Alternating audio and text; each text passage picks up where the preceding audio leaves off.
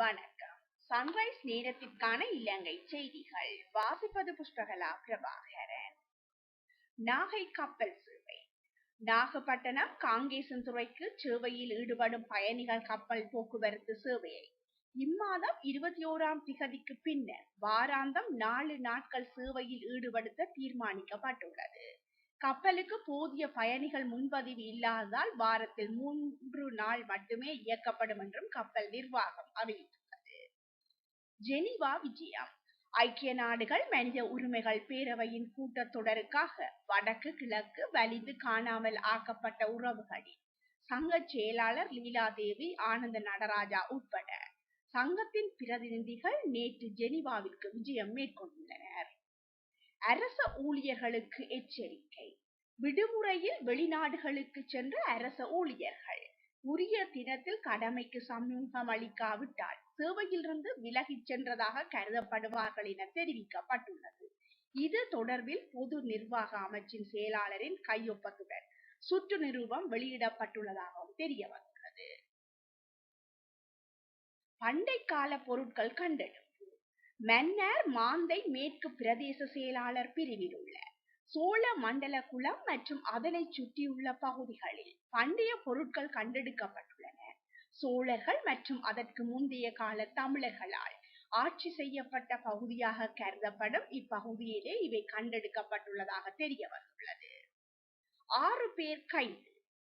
முல்லைத்தீவு புதுக்குடியிருப்பு பிரதேச செயலாளர் பிரிவுக்குட்பட்ட புதுக்குடியிருப்பு நகர பகுதியில் ஜனாதிபதி வேட்பாளர் ரணில் விக்ரமசிங்கவிற்கு ஆதரவு தெரிவித்து மோட்டார் சைக்கிள்களில் சிலிண்டர்களை கட்டி பேரணியாக செல்வதற்கு தயாராக இருந்த 6 பேர் நேற்று கைது செய்யப்பட்டுள்ளனர்.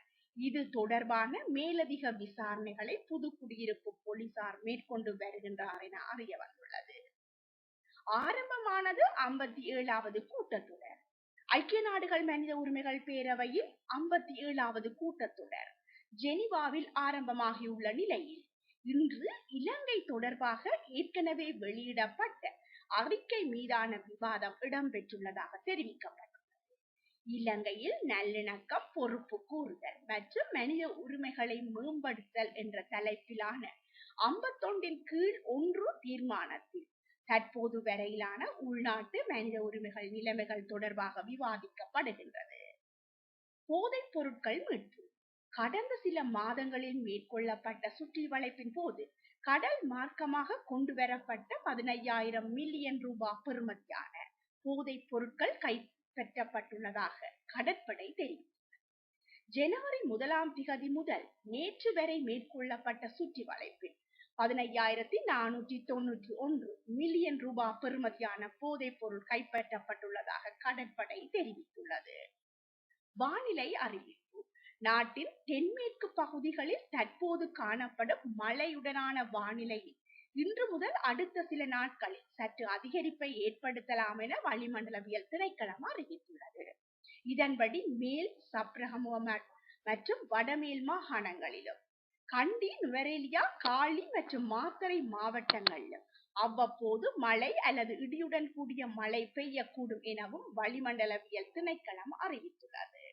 இத்துடன் இணையவள தொகுப்பின் செய்திகள் நிறைவு காண்கின்றன. நன்றி.